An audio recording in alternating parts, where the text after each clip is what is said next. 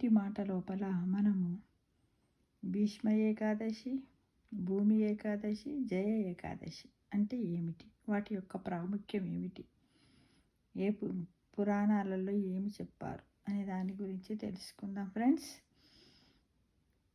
ఈ భీష్మ ఏకాదశి, జయ ఏకాదశి ప్రాముఖ్యతను పద్మపురాణము మరియు భవిష్యోత్తర పురాణంలో చెప్పబడింది. మనకు పురాణాలు 18 ఉన్నాయి కదా, అందులో పద్మపురాణంలోను భవిష్యోత్తర పురాణంలో కూడా చెప్పబడింది. ఈ ఉపవాసము పాటించడం ద్వారా బ్రహ్మహత్య వంటి పాపాలను కూడా వదిలించుకోవచ్చని శ్రీకృష్ణుడు యుధిష్ఠిరుడికి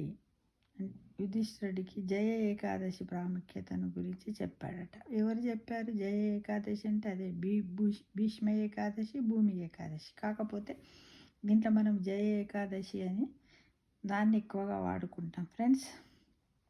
ఎవరు చెప్పారండి? యుధిష్ఠిరుడు అంటే ధర్మరాజుకి శ్రీకృష్ణ భగవానుడు చెప్పాడట. ఏమైనా బ్రహ్మహత్య లాంటివి చేసినట్టయితే వాటిని, ఆ పాపాలను వదిలించుకోవడానికి జయ ఏకాదశి కథను చెప్పాడట.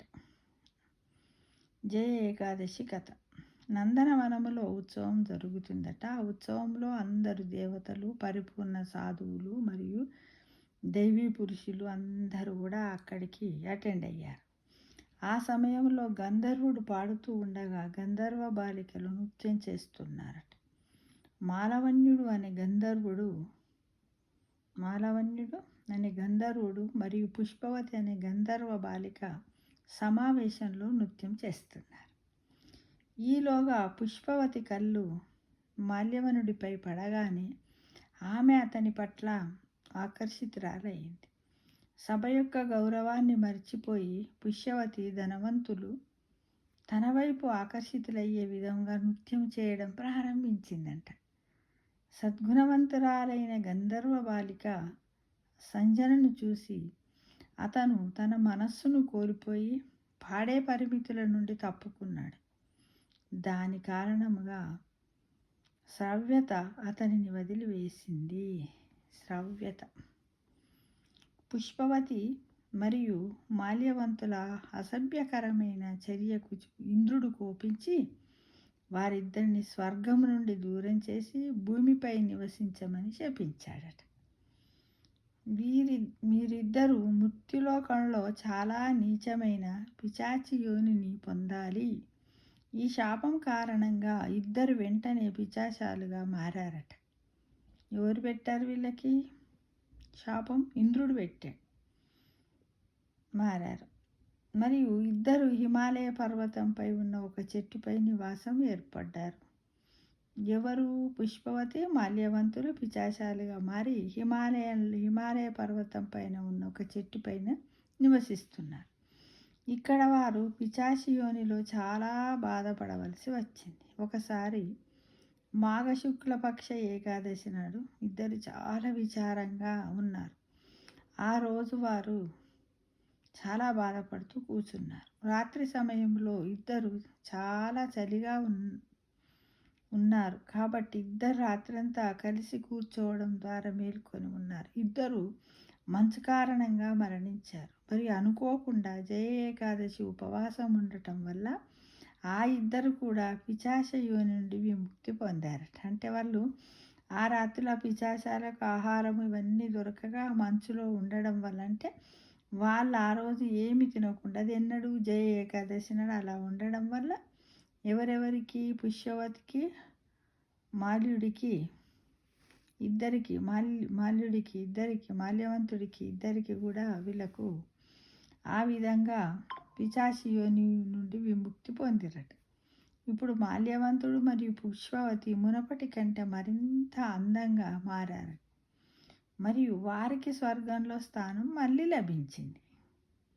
చూడండి, అలా అంటే ఈ జయ ఏకాదశి నాడు ఎవరైతే ఏమి తినకుండా ఉపవాసంగా, అంటే వాళ్ళకి ఆహారం దొరకక అక్కడ అలా ఉండారు. ఆ తిథి ఏంటిది? జయ ఏకాదశి అనమాట. అలా దేవరాజు ఇద్దరిని చూసినప్పుడు ఆశ్చర్యపోయి తనకు పిశాచి యోని నుండి ఎలా విముక్తి లభించింది అని అడిగాడట. మాల్యవనుడి ప్రకారం ఇది విష్ణు యొక్క జయ ఏకాదశి ప్రభావము. ఈ ఏకాదశి ప్రభావంతో మనము పిశాచయోని నుండి విముక్తి పొందాం. ఇంద్రుడు దీనితో చాలా సంతోషించి, మీరు జగదీశ్వరుని భక్తుడని, కాబట్టి ఇప్పటి నుండి మీరు నాకు గౌరవనీయులని, మీరు స్వర్గంలో సంతోషంగా జీవించాలని చెప్పాడట. మళ్ళీ ఇంద్రుడు, ఎందుకంటే వీళ్ళకి ఇలా శాప విముక్తి కలిగిన తర్వాత ఈ విధంగా చెప్పాడట. ఎవరికి? పుష్పవతికి, మాల్యవనుడికి ఇద్దరికి చెప్పేశాడు. అలా ఇక భీష్మ ఏకాదశి తర్పణ విధి. తర్పణం ఎలా ఇవ్వాలి? భీష్మ ఏకాదశి నాడు మగవారు మాత్రమే ఈ కింద తెలిపిన ప్రతి శ్లోకము చదువుతూ భీష్మునికి తర్పణం ఇవ్వాలి. మహిళలు కాదు, మగవారు. ఆడవారి కార్యక్రమం చేయకూడదు. ఉదయాన్నే నిద్రలేచి తలస్నానం చేసి చక్కగా ఇల్లంతా పూలతో అలంకరణ చేసి మరి నిత్య పూజలు చేసిన తర్వాత మధ్యాహ్నం 12 గంటల సమయంలో ఇంటిలోని పూజా మందిరము దగ్గర కానీ ఇంటి ఆవరణలో కానీ ఎక్కడైనా దక్షిణం వైపుకి కూర్చొని ఆచమనము తదుపరి ప్రాణాయామం చేసి ఈ విధంగా సంకల్పం చెప్పాలి. ఏ విధంగా? పూర్వోక్త ఏవం గుణ విశేషణ విశిష్ట్యానాం శుభతిథౌ శ్రీ పరమేశ్వర ప్రీత్యర్థం మాఘ శుక్లమాష్టాభ్యాం భీష్మతర్పణ్యాం అర్ఘ్యం కరిష్యే అని చెప్పాలి. తదుపరి కొన్ని నీళ్లు దోసిట్లోకి తీసుకొని ఈ కింద తెలిపిన ప్రతి శ్లోకము చదువుతూ ఆర్ఘ్యం ఇయ్యాలి. ఏంది? భీష్మం స్థాంత నవో వీర సత్యవాది జితేంద్రియ అభిర్భ్రవాపోన్నతు పుత్ర పౌత్రోచితాం క్రియాం. దోసిట్లో నీళ్లు విడిచిపెట్టారు. వైయాగ్రపత్య గోత్రాయ సాంకృత్య ప్రవరాయ చ అపుత్రాయ దతామ్యేతత్ ఉదక భీష్మవర్మనే. అంటే దోసిట్లో నీళ్లు విడిచిపెట్టారు. వసునామావతారాయ శతనోరాత్మజాయ చ ఆర్ఘ్యం దదామి భీష్మాయ ఆబాల బ్రహ్మచారిణి. అంటే దోసిట్లో నీళ్లు విడిచిపెట్టాను. మళ్ళీ తర్పణం.